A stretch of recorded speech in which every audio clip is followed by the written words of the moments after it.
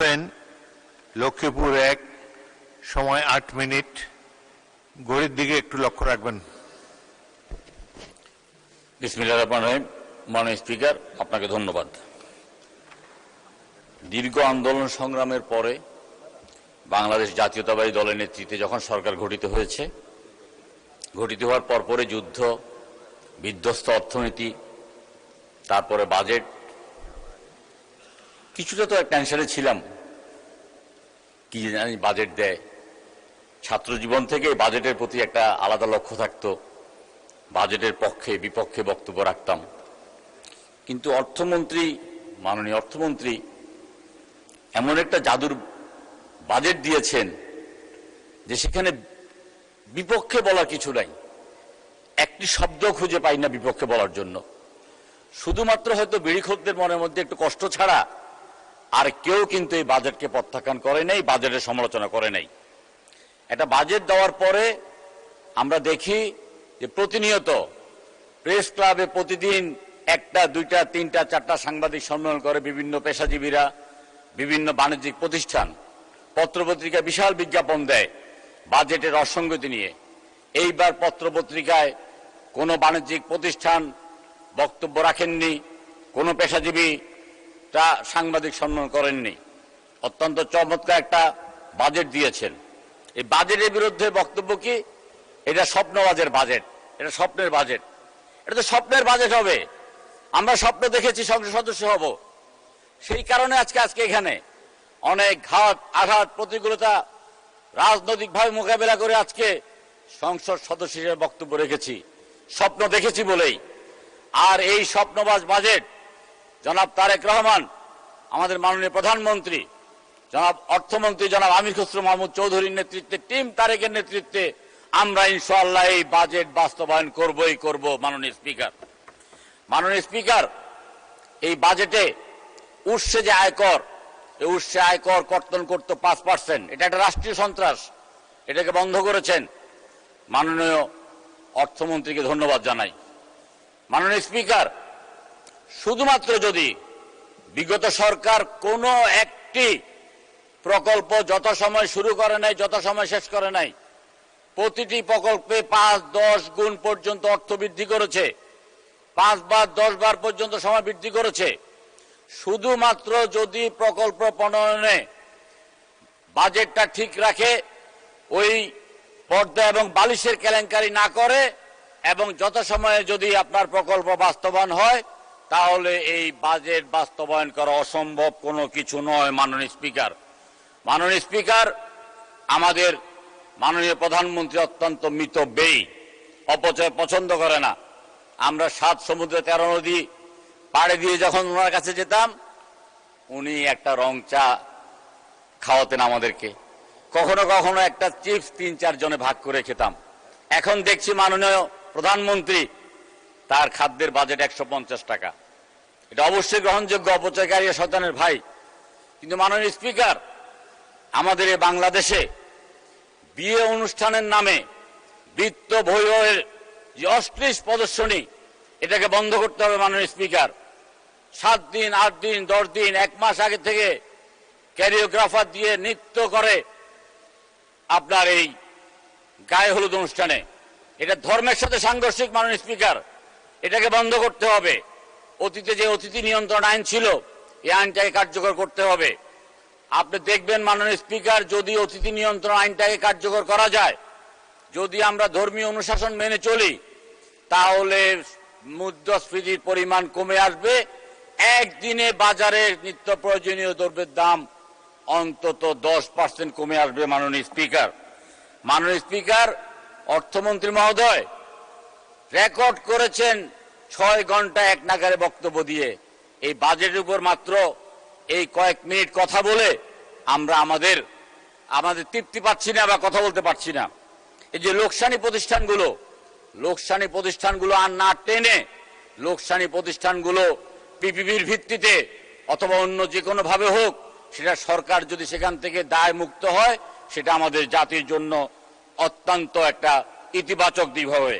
মাননীয় স্পিকার, আজকে মাদকে সারা দেশ ছেড়ে গেছে। যখনই আমরা পুলিশের কথা বলি, তখনই কিন্তু পুলিশ বলে যে তাদের গাড়ি নাই, তাদের কোনো যাতায়াতের ব্যবস্থা নাই। স্বরাষ্ট্র মন্ত্রণালয়ের বাজেটটাকে আরেকটু বৃদ্ধি করতে হবে। বৃদ্ধি করার প্রেক্ষিতে আমরা একটা মাদক মুক্ত আমরা সমাজ আমরা করতে চাই। মাননীয় স্পিকার অর্থমন্ত্রী মহোদয়কে ধন্যবাদ জানাই।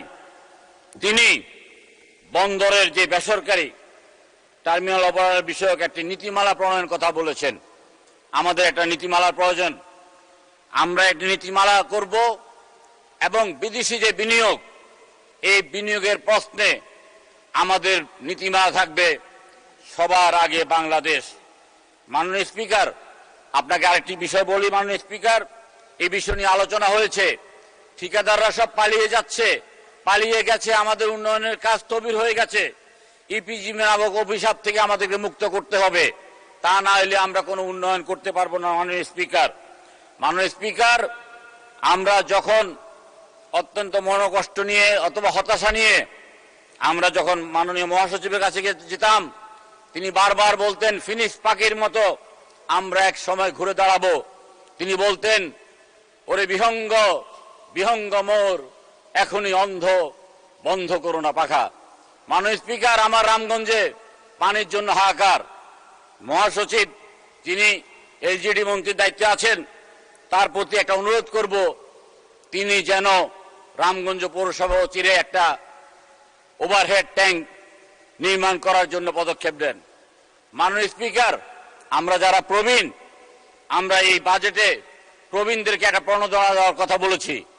আমরা যারা যৌবনে, আমরা যারা সরকারকে পেশাজীবী হিসেবে, ব্যবসা হিসেবে বিভিন্ন কর দিতাম, 65 বছর পরে আমাদেরকে যেন সরকারের পক্ষ থেকে, রাষ্ট্রের পক্ষ থেকে একটা প্রণোদনা দেয়। শুধুমাত্র রেলের টিকিট নয় মাননীয় স্পিকার, প্রবীণদেরকে সম্মান করতে হবে।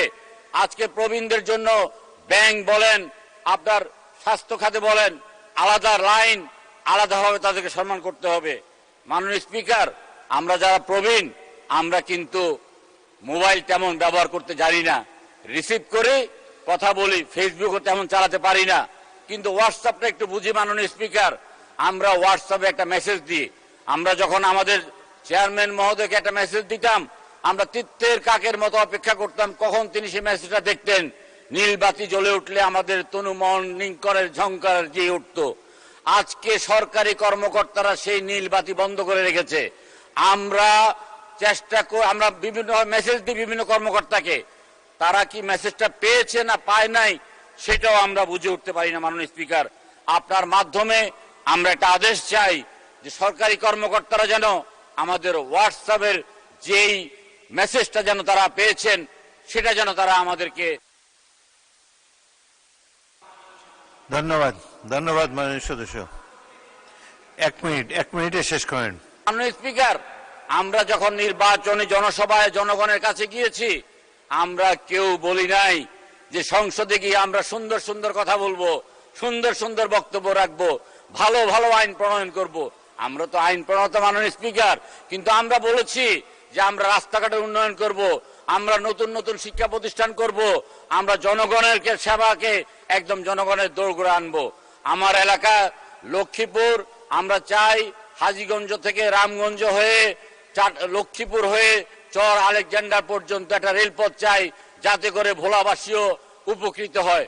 মাননীয় স্পিকার, আমরা চাই যে গরিপুর থেকে হাজীগঞ্জ পর্যন্ত 4 লেনের রাস্তাটা হোক। আমরা চাই আমাদের যে হাসপাতাল, এই হাসপাতালটা অচিরেই যেন 100% হয়। মাননীয় স্পিকার, শিক্ষা খাতে অনেক কিছু বলার আছে মাননীয় স্পিকার, বলতে পারছি না, ভবিষ্যতে যদি কখনো সুযোগ পাই আবার বলবো। মাননীয় স্পিকার, আপনাকে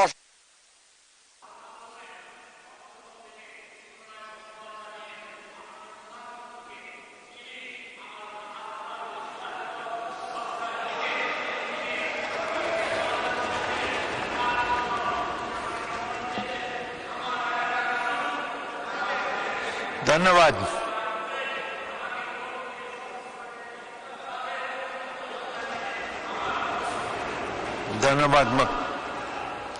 ধন্যবাদ মাননীয় সদস্য। পরবর্তী বক্তা।